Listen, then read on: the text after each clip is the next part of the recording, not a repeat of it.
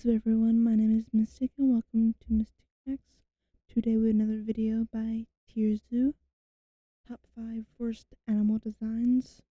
And I'm just gonna say right now, the bat better not be in this list. It better not be. I'm looking at you. I better not see a bat in this list. But make sure to check out him down below. And yeah.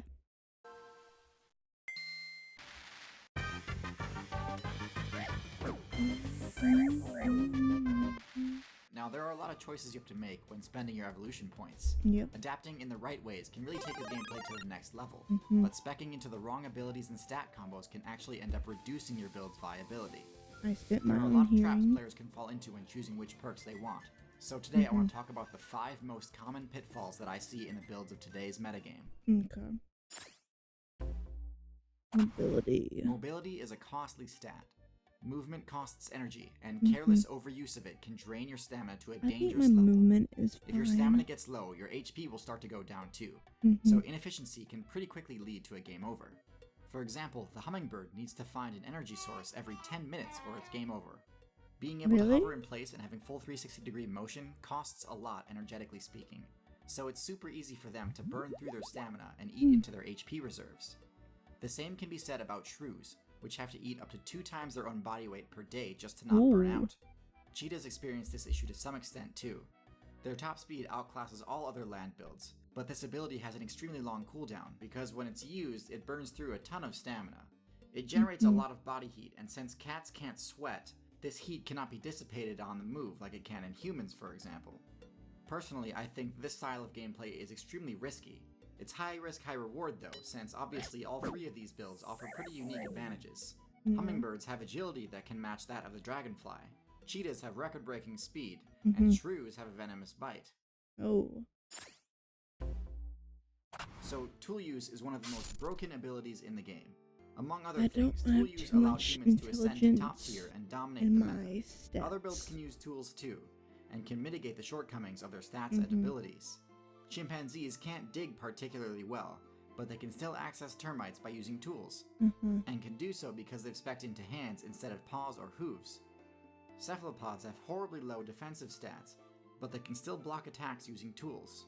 They can do this because they not only have the intelligence required, but also because they have suction cups that can grab items instead of just having fins. But there are a lot of builds that have the intelligence required to use tools, but can't due to a lack of dexterity. Builds like dogs, dolphins, and pigs all fit that description. Now obviously all of those builds are anything but low tier, but I do think it's their biggest shortcoming. Yeah. Nocturnal builds. One of the biggest pitfalls I see struggling players fall into is that after they get bodied in the server several times, instead of continuing to evolve and trying to come up with a counter strategy to whatever is defeating them, they'll instead invest some points into nocturnal abilities and avoid the issue entirely. That sounds like a smart play, but all you're doing is nerfing your own character, wasting precious evolution points and playing on easy mode. Let me sleep in the morning. In most servers, the day lasts longer than the night, so daytime players have much more time to gain experience. Yeah, I guess that's Notice how true. prosimians are always nocturnal, except on Madagascar where they don't have to contend with apes and monkeys. Notice how bats are nocturnal, except the ones that have specced into a bulky enough build that they don't have to worry about hawks and eagles as much. More and more players are making this mistake because of human activity during the daytime, and it's severely hampering their ability to improve and overcome the increasingly challenging human matchup. This next one is a two-parter having to do with teeth and tooth regeneration. Teeth are one of the most common weapons in the game, and there are a lot of special perks teeth can have. Hypodermic needle teeth are perfect for dealing venom damage. Serrated teeth deal bonus bleed damage. Pointy teeth make it harder for the target to escape a grab combo. Large teeth give you a passive intimidation bonus and can work as a disjointed hitbox. The list goes on. But for players that use teeth as a main part of their game plan, the ability to regenerate teeth can be critical. The first mistake I see players make is having brittle teeth without speccing into the tooth regeneration perk. Without this ability, breaking a tooth can be a game ender for builds like lions or wolves.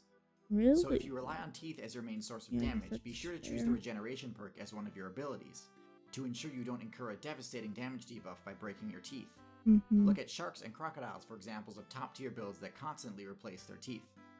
Okay, but on the other end of the spectrum, if you're playing a non-DPS build, I really don't recommend having too good a tooth regeneration ability. It might seem like something that you'd always want just in case, but many players end up running into the opposite problem. They don't use their teeth enough and actually end up taking damage when their teeth grow too long. Ooh. Many warthog, rodent, and rabbit mains lose the game because their teeth weren't used enough to keep them from growing out. So the point here is, if you're a DPS player, tooth regen is a great perk. Wild? If you're a non-DPS player, you may want to think twice and make sure you really need it before choosing this perk. The techniques that a high intelligence stat grants you access to are the most broken techniques in the entire game, but they require time to master, and are also best learned by having another player use the teach skill. If your build has a short lifespan, it's very difficult to gain the experience required to perfect these techniques. Builds like the crow and octopus, although just as smart as parrots and elephants, can never hope to achieve the same level of knowledge and wisdom. The reverse is true too. A build with an extremely long lifespan but low intelligence is being equally wasteful of their potential. Thanks again for watching, and thanks especially to my patrons on Patreon. Thankfully, there were no bats in the video, except when talking about, nighttime. But thankfully, it didn't seem too negative of my kind.